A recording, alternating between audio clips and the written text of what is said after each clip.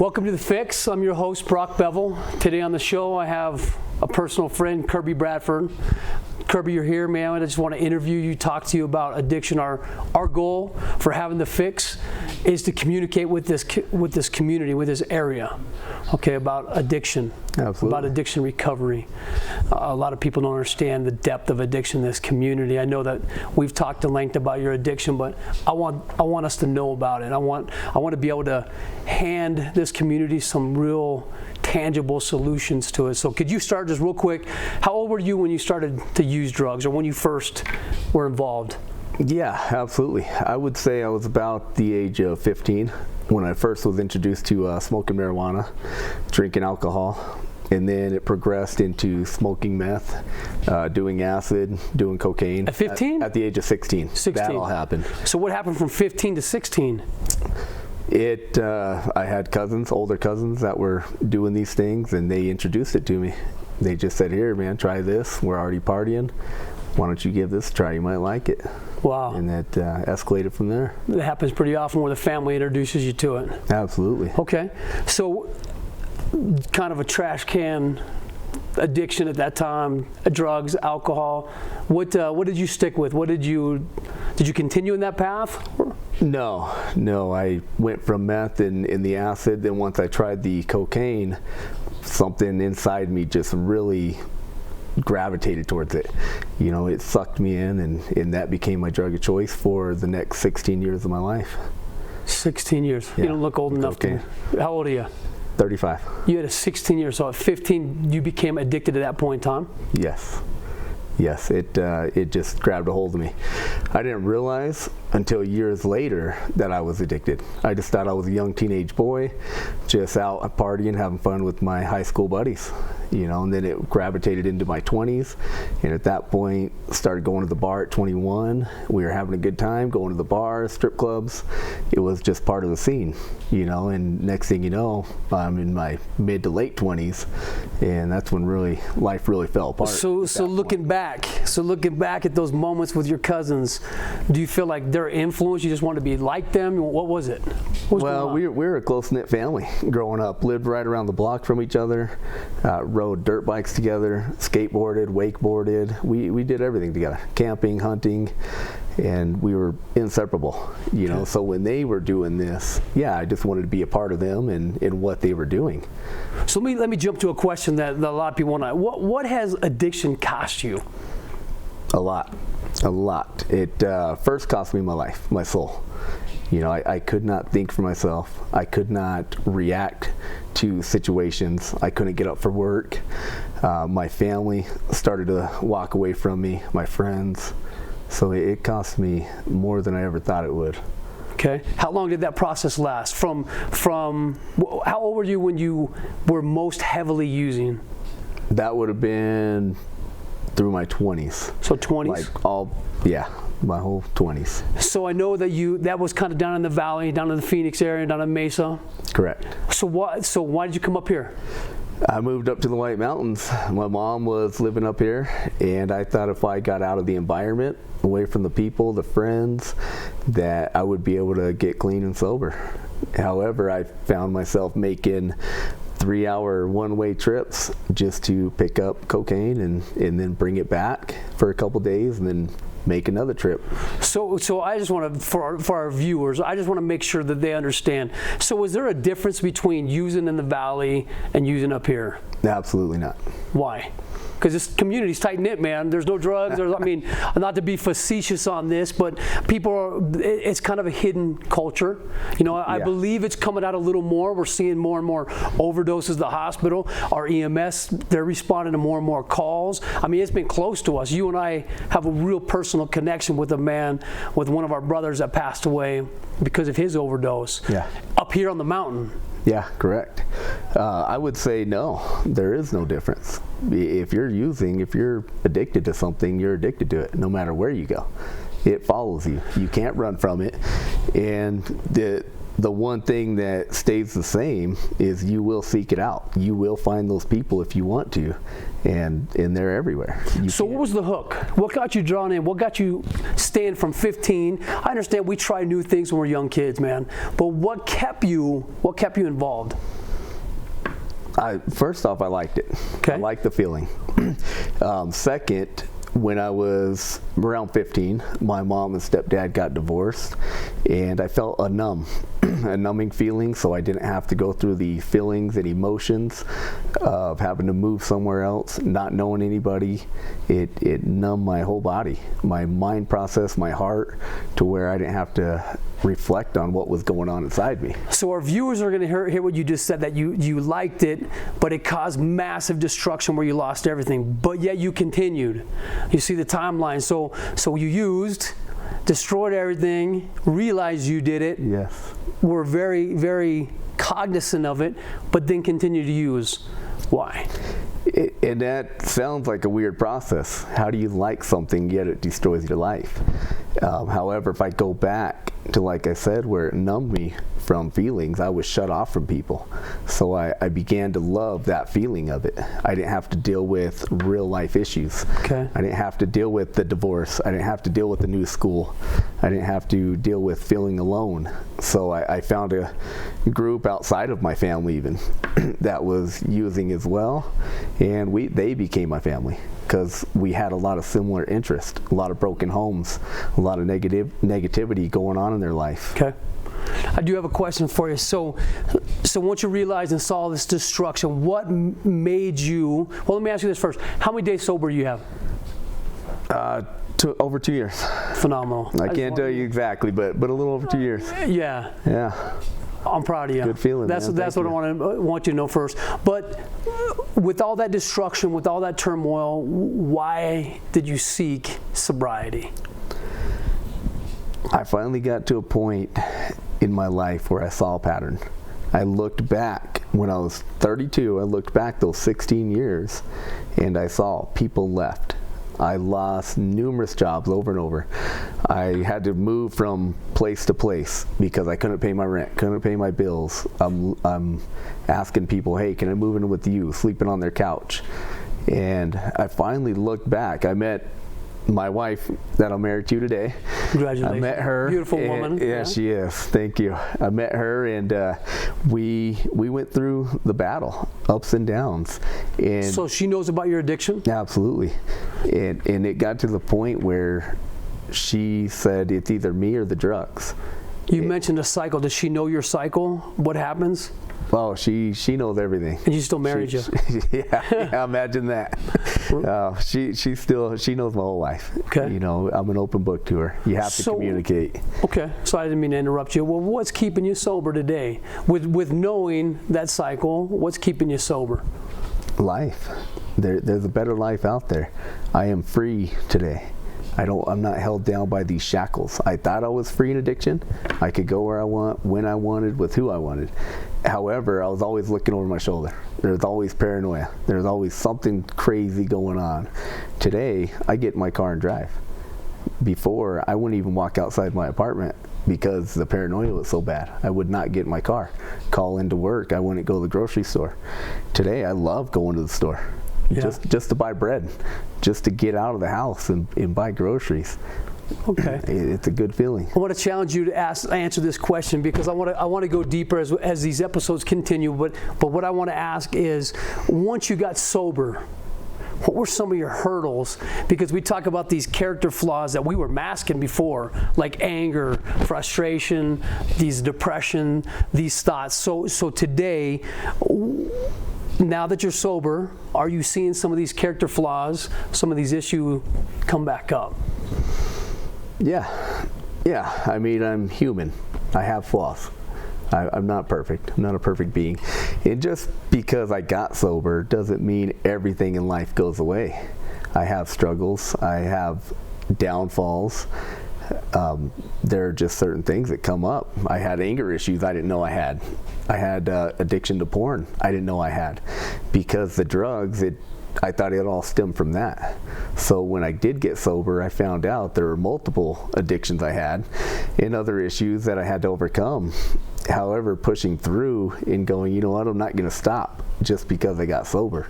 I now can go on to those areas of my life and begin to fix them. But that used to be our circle, right? That used to be that cycle that you're talking about. Absolutely. Right, as soon as that feeling of depression came or that anger, we would start acting out so we could go get away and use. Absolutely. So what are you doing different today? Like, what are some of your, if we had to give someone a tool today, what would it be? I can give you hopefully a couple. Okay. My first one is, this is just for me, may not apply to everybody in their life. However, I talk to God every day. He comes first. I put him first in my life.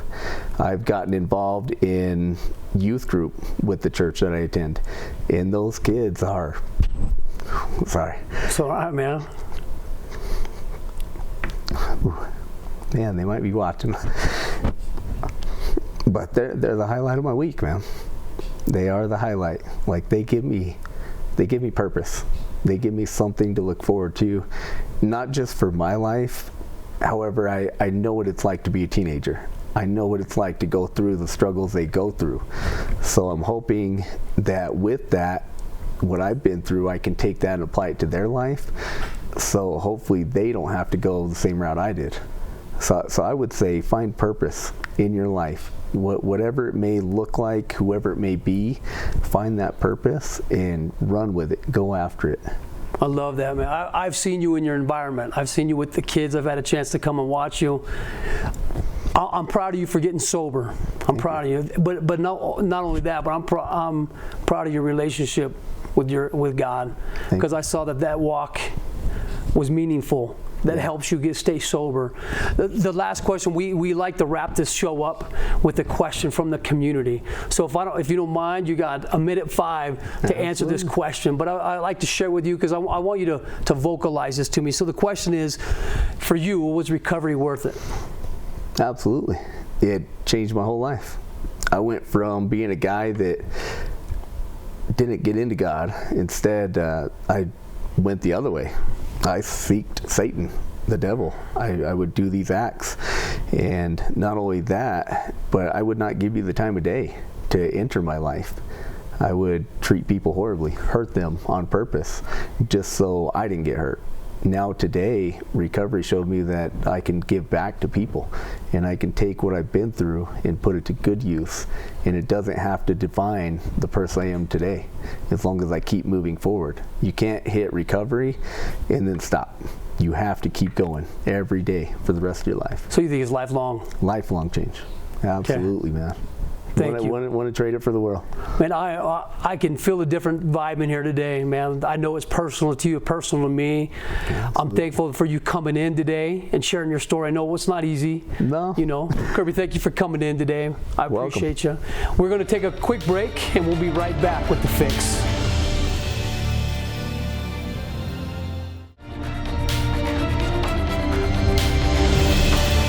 Welcome back to The Fix. I'm your host, Brock Bevell. I now have another guest join us, Deshaun Mason. We had an opportunity to talk to him last time. Excited to have you back. Yes, sir. Excited to be back. I'd like to ask some questions to you guys.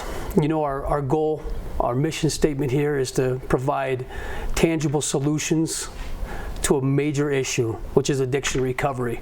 Some of the questions I have, we've bounced them off before. We've both had a chance to talk. Kirby, yeah. Thank you for sticking around. Absolutely. So, glad some of the questions I have is, and I want to pose it to both of you guys. The biggest struggle becoming sober. What are some of the hurdles that you're finding? I mean, you guys have 2 years of sobriety. What are some of those hurdles? Simply breaking a habit, something that becomes habitual. You know what I mean? When you get comfortable with doing a certain thing, thinking a certain way, day in and day out, it takes a lot of courage. It takes a lot of mental restraint to change such a thing. You know, because doing a particular thing a certain way, day in and day out, it can be really, really arduous to change. I think the community can get behind that. Everybody has some type of addiction, Yes. a cycle, Yes. a reward system. I'm thinking about chocolate cake. You know, you put, as an addict, you put a chocolate cake in front of me, that whole thing's gone, right? Because that self-regulation. So how do we recreate that? How do we break those habits? You have to change everything. You got to change your environment. You have to change your surroundings. You have to change your thought process. You know, and that takes practice. You know, so you have to put yourself, you know, around a different environment, around different people. You have to change particular things out of order, you know, things that you normally have in a certain area, change those particular things and practice it in a different way. You know, just like getting up and brushing your teeth in the morning, or getting up and reading the Bible, or getting up and journaling. Switch the order of those particular things. Instead, when I first wake up, I'm gonna pray, and I'm gonna thank my higher power, you know, for another day. And then after that, cook myself some breakfast. Then after that, brush my teeth. You see, so if you change the order of those things, then that process will slowly begin to change, and that'll become a new habit. So you're saying that addiction recovery can be just like breaking that cycle. So I'm thinking about brushing my teeth since you mentioned it. So I wake up in the morning, that's just rote memory, right? I do the same. I mean, I pick the toothbrush up with the same hand. I put the toothpaste on it. I run the water. I brush. I try to brush with my offhand so I get the other side of my brain working. Right? So you're saying that recovery can be the same way as just that cycle? Yes, absolutely. Absolutely. I mean, that's just like, you know, what's crazy is that taking the same ride to Walmart, you know, or taking the same ride to a relative's house. If I began to continue to take that same ride, and there's particular things on the way, taking that ride, it's going to remind me of certain things that could take me down that same path. So we're creatures of habits. Exactly. Exactly. And so I have to, because we all drive the same way to work. Right. We all, when we go to Walmart, we're all hitting the same aisles the same way every time. What do you think, Kirby? What's your opinion? I totally agree with both of you guys on this. I agree with Deshaun. I believe you do have to break that cycle of routine. We get so used to, even if we're off work, we come home, we're bored, we make a phone call to somebody, or we're driving to their house to go see what they're doing or how they're doing, and next thing you know, we're using along with them. So let me ask you this. You know, you've mentioned your cycle in the last couple minutes. You mentioned it. What did you break in your cycle to be 2 years sober? I broke a lot of cycles. I would just mention maybe a few. I broke just what I just spoke of, even the boredom. I would get bored. So now instead, I find something to do with my wife or her children, or I go outside. I recently bought a Harley off you. I got some I want to talk about it. I got some other friends that have Harleys as well. So now I take that on a motorcycle ride. My Saturdays when my wife works, there are days where that boredom wants to creep in, and instead of picking up the phone or getting in the car to go see what other people are doing that I know are still living that life, I now take my bike out, or I go into work on a Saturday. I go to work. Good, man. Or I go in and get involved in the church. And one of the biggest things, though, for my life too, that's helped me besides people, is I bought a dog.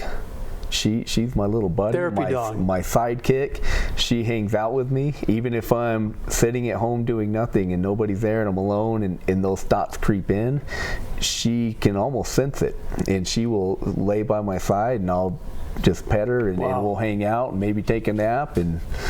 But it's changing that thought process of what I used to do to what am I going to do today, so I don't have to go back to where I once was. Awesome. Let's ask a question. Let's talk about this community, our community right here in Show Low and Pine Top, and even expanding in the Round Valley and Holbrook. What are some of the biggest obstacles that addicts face in this community today? Go ahead. I believe that The reason being that it's for the simple fact that it's so small. Everyone knows everyone, you know, and they know where all the spots are. Being that things are within arm's reach, it makes it easier for you to reach out and get your dope. It makes it real easy for you to connect with those friends that are addicts, you know. So people that are from here, it would be easy for them to revert back to addiction and actually use, and being that, you know, everyone knows everyone, okay, you know, and you know where everything is at. It's different for me because being that I'm from the Valley, this place is unfamiliar to me.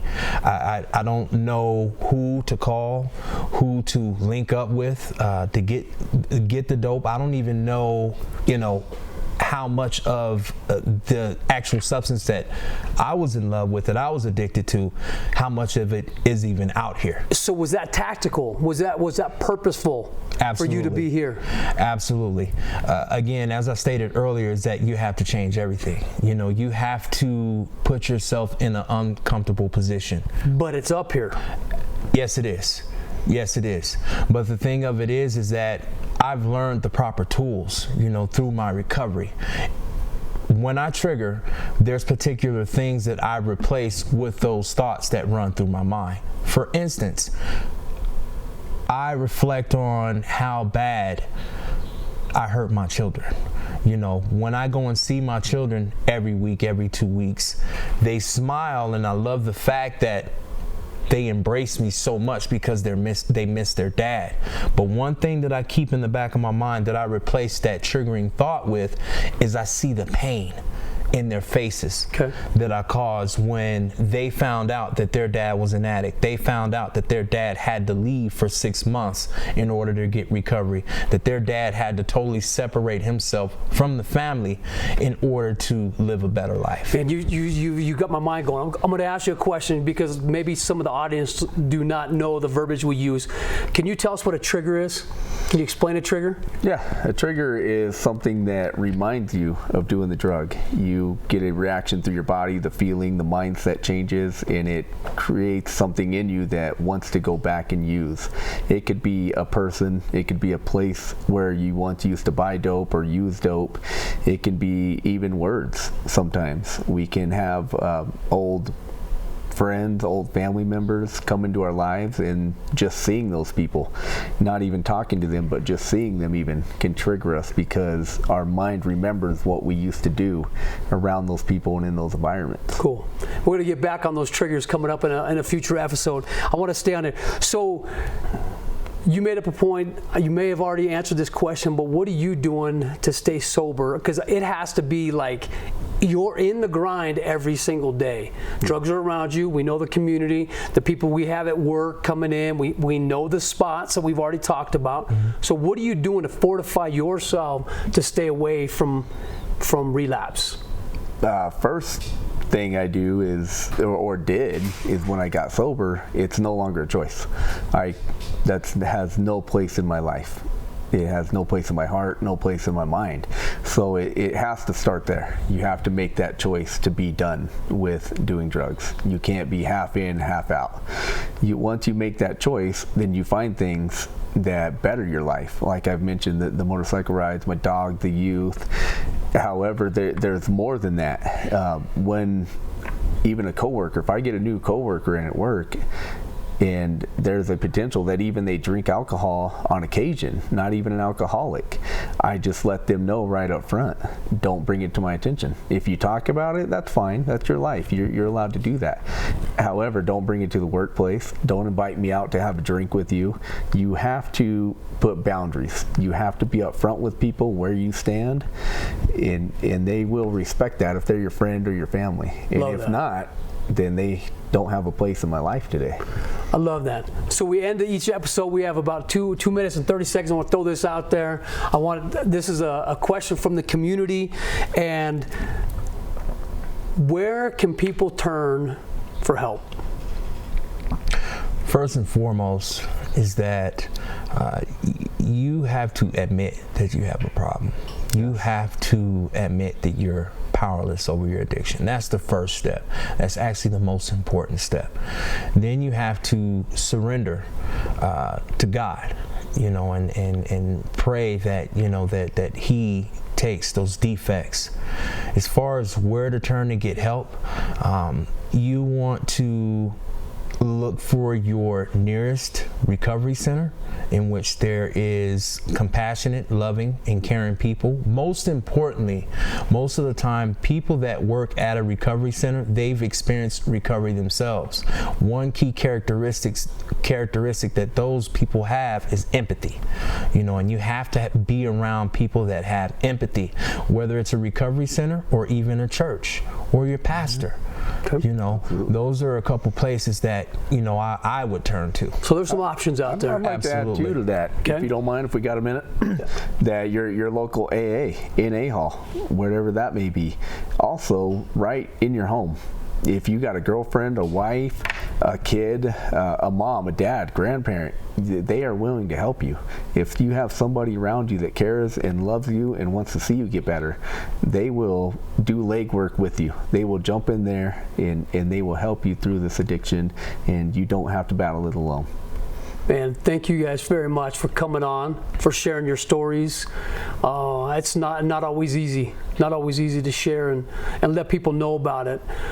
You hit it on the head though, man. You got to develop a connection. You got to find people that will battle with you and set those boundaries. Yes. I appreciate you for coming on. Thank you for watching The Fix. I'm Brock Bevell.